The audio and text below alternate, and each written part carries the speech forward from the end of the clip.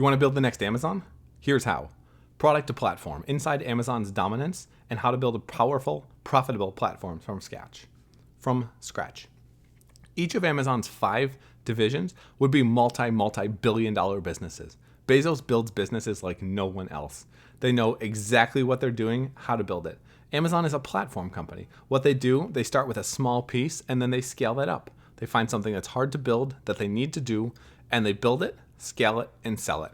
That's what Amazon has done over and over between AWS, the e-commerce business from books to everything, the everything store, and everything else in between. Amazon's build something they need for themselves and that they can find other people doing as well. They're also doing the same thing now with healthcare. They're starting to build out their own healthcare plan and may, in fact, be building that out to offer to other customers around the world in the future as well. We'll dive into that a little bit further first. But in terms of why Amazon is so successful, if you want to think about startups, if you want to think about business, if a customer can't explain what you do in 1 to 2 sentences, they are not going to try. What Amazon did when they first got started, they sold books. Bezos was famous for that. And he was laser focused so that people would be able to say, check out Amazon. This is this awesome thing where you can buy books online. And you know what? It worked. It worked incredibly well. And from books, as the business grew, as they had more and more volume, as more and more demand, more and more customers, they were able to add new things. They added digital goods. Eventually in 2000, they allowed third-party sellers to sell. Now there's 2 million third-party sellers. I was one of them. I built successful e-commerce businesses and sold them, and they were based off of Amazon. And 79 to 90% of the products that are sold on Amazon, they're sold by third-party sellers. Amazon doesn't have to do it, but they get a 15% cut roughly on every product that's sold on Amazon.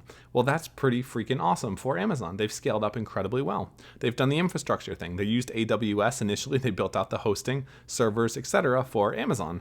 And well, you know what? We got this extra capacity. At least that's the story. Well, now let's start offering this to other people. Well, now AWS powers 42% of the internet. The entire internet is powered by, essentially, AWS, the largest player in the world. They're bringing in more than $4 billion per quarter on something that they built out and are now able to offer to other businesses, etc., that want to sell online. What could be smarter than that? And now they're doing the same thing with Alexa. They're building a voice computing interface with great AI that can interface with other types of products, and they're making it open. They're trying to get Alexa into everything, from your Tesla to your refrigerator, your microwave, your phone, you name it. They want Alexa there because they know if we control Alexa, every time someone searches for something, anything related to products, we can send them right back to Amazon and sell them the Amazon Basics version. It's possibly going to be the new search. Voice, I mean, if you're in the kitchen, if you're in the car, if you're doing something and hands are busy, then voice makes a lot of sense. And Amazon is investing very, very heavily to be in your home, because if they're able to be in your home, they can sell you anything from home and deliver it direct to your house. If you find this interesting and want to explore a little bit further, look at some of the other videos we have here on Amazon. We dive deep into their business and how they're killing e-commerce. And I think they're doing an incredible good job of that. So after you have the first stage of the platform, where the platform's going and growing, they're trying to get developers, they're trying to get sellers, they're trying to get drivers, etc., onto their platform, growing, scaling. Eventually, you reach that second stage. And what the second stage is, it's happened with Google, it's happened with Apple and their iOS store, it's happened with Facebook and developers, etc. When they're big enough, they don't care about anyone else. They only want to take the money. So they're so big, there's not much left to grow. The only thing they can do is cut out the people that helped them get there and make money off of that. We saw it with Zynga and Facebook. We saw this with tons of apps and Apple. We saw this with every platform that's happened to date. Is as they get bigger, stronger, and more successful, they want to take more and more of it for themselves. And it's pretty dangerous. Platforms are great until they're not. So if you are going to play with a platform, you need to build a ridiculous battering ram. If you want to build a platform, same deal. You need to get people hooked on whatever that use case is, and you need to get them into that ecosystem as quickly as possible. By building a platform business, you need to know what the journey is ahead of time and be thinking 1, 2, 3, 5 steps in advance. That's why Bezos has been so successful. He's able to see from A to B to C and how to get there. And that's what you need to think about. I have a 2+ step rule. If you're trying to build a platform, there's going to be at least 2 steps that goes into being successful. For Amazon, this was hardware and software. They built the Amazon Echo, they designed the Alexa software, and they also built a third-party developer ecosystem. They got those developers in, and then they seeded the platform with some existing Alexa skills. They had the hardware and the software. 2 steps. to be successful. And then they also had to add in some of their own existing skill sets, etc., for Alexa, for it to be valuable. And without that, it wouldn't have been. Let's think about an example now in terms of designing a platform. Let's say you want to build the platform that controls all of VR. This is what happens when people plug into their Oasis. Hit the subscribe button if you haven't subscribed already. I'm your host, Matt Ward. I'm an angel investor, futurist, entrepreneur, work with startups, and focused on trying to build a bigger, better, more exciting, startup-focused, innovative-focused world. Let's talk about platforms. So there's a couple of steps. Let's say we want to build the operating system of VR, of virtual reality. What's it look like? Well, after we've defined what we want to do, the next step is understanding what we need to do to reach scale. We need to have definitions. We want to have X number of glasses sold worldwide by 2020. We want our software running on Y of those X, where it's at least a quarter of the headsets worldwide. That would be a pretty solid business if you're running on a quarter of the headsets. And we need Z number of apps on the platform, whatever that number is, something where people can be plugged into your VR system, into your VR experience, and have enough. I like to call it the experience escape velocity. If you have enough experiences where people can continuously do them and not run out, it's like Netflix. You could continue watching forever. YouTube, you can continue watching forever. And that's why these businesses are so successful, because people do continue watching forever. If you find this interesting, subscribe to the podcast, fringe.fm/iTunes/Stitcher. You can find more about what we're doing there. And then I lost my place. One sec. So part 3, how do you get from A to B? This is incredibly important when you're trying to build a large and successful platform. And to do that, you really need to think a couple of steps in advance. So let's think about this from a platform perspective for VR. Let's say maybe Oculus did this. You design the operating system. Here's a couple examples. You design an operating system. We do a Kickstarter for these VR goggles. They're awesome, guys. We start selling them on our own Shopify site. We design enough apps and games so we have a little bit of velocity. People can use this product and understand it, like it, etc. And then we market it like crazy. If we do that really well, we can own the platform. We've got the hardware, we've got the software, and we start scaling. You can see those different steps that we went through. Another example, maybe we design the OS, and then we do a partnership with some existing manufacturers. We don't want to make this ourselves. They're helping us build it, and maybe we're going for an open ecosystem or an open source type product, and then we build developer support around this third-party app game marketplace. We own the platform that way too, because we own the marketplace, but we got someone else to build it for us. Another example would be, maybe we start directly with the goggles. We do what a lot of Kickstarters do. We create something before we've actually created it. Let's kickstart these VR goggles. Now let's partner with someone else. There's a lot of great software studios out there. We partner with someone to help us with the OS. Maybe that person maybe it's Android, maybe it's Google, and they design the OS and they control that, and we're just putting out the Oculus, the headset, etc. Then we start the e-commerce sales. We're selling. There's already an operating system. It's already pretty cool. To be able to make this really good, we have to have enough games, experiences, etc. baked into the headset that people are able to use through that OS. And then eventually we get more devs on board to design product for what we've already built. Now that's a little less defensible because you don't own the platform, so to speak, but you do have a platform directly through your headset. It's a little bit weaker, but that's another way to do it.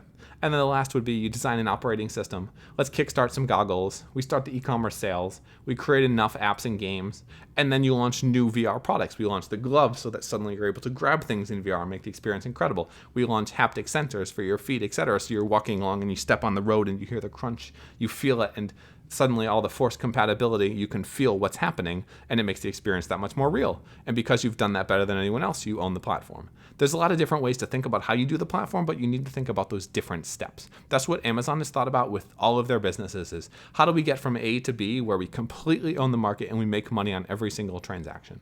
That's what a platform does incredibly well. And once you have those steps in place, you start, iterate, and then you continuously improve upon whatever results that you have until you get to that endpoint. There's a lot of failure points for platforms. The biggest one, I think, is failure to optimize the openness. So initially when building something, you need as many developers and people using this as possible. So Twitter was really successful. They were growing, and then they pulled their API. Twitter had the ability for developers to create lots of little apps and add-ons, etc. to Twitter, and that was really beneficial. You could find people that you liked. You could create bots that would reply to people. You could create all sorts of cool little tools. Twitter decided, you know what, we don't want to share this with other people because then we can't control the experience for advertisers. we're going to pull everyone else off. Facebook has done the same thing to an extent as well with game players, developers, Zynga, etc. And you see this very often with platforms. They'll do that later on. But if you do it too early, before you have enough real volume, it can be pretty negative or beneficial. Negative or not beneficial. If you don't get developers on early enough, which is really the second big thing, if you don't have enough apps, if you don't have enough action initially when people get into the platform, they're not going to use it. If Uber didn't have any drivers, well, you're not going to be able to get riders. If they didn't have any riders, it's hard to get drivers, but not impossible, as long as you can sell the vision. So number 3, not sharing the surplus. Like Facebook does today. They're very greedy. They cut out news companies. They cut out games. They cut out pretty much everyone because that's what Zuckerberg does. And now you can see a lot of people are fighting off Facebook. They're not using their Facebook page because even if you have 100,000 people that like your page, maybe 500 or 1,000 of them see it unless you advertise for it. Facebook has really been systematic in terms of cutting everyone out of the ecosystem so that Facebook makes the most money. And what you see is more and more creators going to YouTube, you could say Instagram as well, even though Facebook owns it. But you see more and more creators and more businesses getting off of Facebook, more and more developers getting off of Facebook and going places where they can actually make money because Facebook does not share or play nice. The fourth big problem is launching the right side. So if you have a platform, we talked about this before, you have to make sure you get the right side. Which of these will drive the other side? With Uber, it was drivers. You need to have these rides. Just having the riders isn't going to help because if I open up my Uber app and I'm not able to get a ride, I'm never using this app again. Drivers, they're willing to wait a little bit because they might already be just driving as taxis, etc. It's not a big deal. So Amazon, same deal. They've got to have the supply of products before they get customers. You typically have to get the supply before you get the demand. It's not always the case, but it typically is. And companies that fail to have the right side first will optimize something that will ultimately not work because they don't have a flywheel going. Failure to put enough critical mass ahead of the money. So when do you start advertising or monetizing? For Facebook, Zuckerberg was brilliant. They said, no, we're not advertising this from the beginning because you know what? We can become really large and successful, but advertising is not cool. Who wants to have advertising? Nobody. Hit the subscribe button if you like this. That's not advertising. No one likes advertising though, so let's wait as long as we can to monetize. And this has been prevalent in Silicon Valley ever since, is grow at all costs. Because if you're able to reach that scale, you can be Facebook, you can be Uber, you can be YouTube, you can be these companies that are ridiculous tech giants because people were willing to ride along and didn't have to think about, oh, this isn't cool. They're willing to share it with their friends because you know what? This is cool. It's really cool. And that's the fifth major. The sixth major hurdle is just the imagination. You got to realize that the platform trumps the product every single time. If you're able to build something very successful, you don't want to sell one thing. You want to sell everything. And by selling everything, you want everyone else selling through you. Amazon could have made Amazon products, and Amazon would have been an okay e-commerce business. But you know what? They decided to build a platform. Because they built a platform, everyone sells on Amazon. There's 2 million merchants. They're making a fortune. And that's because they're a platform and not a product company. Platform companies almost always win. We'll see this in the future with Apple as well. They're not there yet, but they are moving in that direction. Apple sells products, but you know what? The platform is what's valuable. iOS, once they realize that and are focused more on the actual app sales and services, etc., that's the area with massive margins with almost no cost. That has almost infinite scalability, not the hardware side, because you can only sell so much hardware. The seventh major platform problem, this is one that I like to separate out from everything else because it is so much bigger and more prevalent, is you got to be 5 to 10x better than something else to be able to succeed. If you want to displace people's tendencies, you need to blow them away in terms of experience. Google released Google Plus, and Google Plus was super successful when it was kind of exciting until it just wasn't. It wasn't a good experience. It wasn't better than Facebook. It wasn't better. It probably wasn't better than MySpace. It was a junk platform. It wasn't good enough. You can't be 5% better. You can't be 10% better, because if you want me to switch these apps on my phone, if you want me to switch what I'm doing on a day-to-day basis, if you want anyone to switch, you got to be 5 to 10x better. That's the rule of startups. Can the startup reach scale before the incumbent reaches some type of innovation? And that's the battle that all startups are facing. Today's most valuable companies are platforms, and they're platforms for a reason. They're low overhead cost, high margin businesses that can be almost infinitely scalable. These are the type of businesses that I, as an angel, and most venture investors like to focus on. Platform businesses are incredibly hard. They're incredibly slow. They take a ton of money. But if you get them right, you hit the scale, and you build something that really is able to capture value, you can make a shit ton of money. Hopefully this has been valuable in terms of helping you understand a little bit more about platform businesses and how you can create one yourself. If you like this, follow me on YouTube. Follow me on Twitter, mattward.io. You can see it right there. Hit the subscribe button so that you never miss a thing. And if you guys like this and are interested in more exponential technologies, visit fringe.fm. It's like a long form TED where I get the world's leaders in the fields of AI, genetics, longevity, space, quantum computing, robotics, you name it. If it's something that's transforming our world and our future, you can find us there at fringe.fm and subscribe to the podcast. I also run another podcast, The Syndicate, and an angel investment group where we'll invest in early stage companies with incredible promise. You can find me there at thesyndicate.vc. And if you want to learn anything more about me and what I do, mattward.io. But again, hit the subscribe button here on YouTube so that you never miss a thing, and you can find us on all my other channels. Until next time, I'm Matt Ward signing off, and you kick some butt and crush it. Cheers.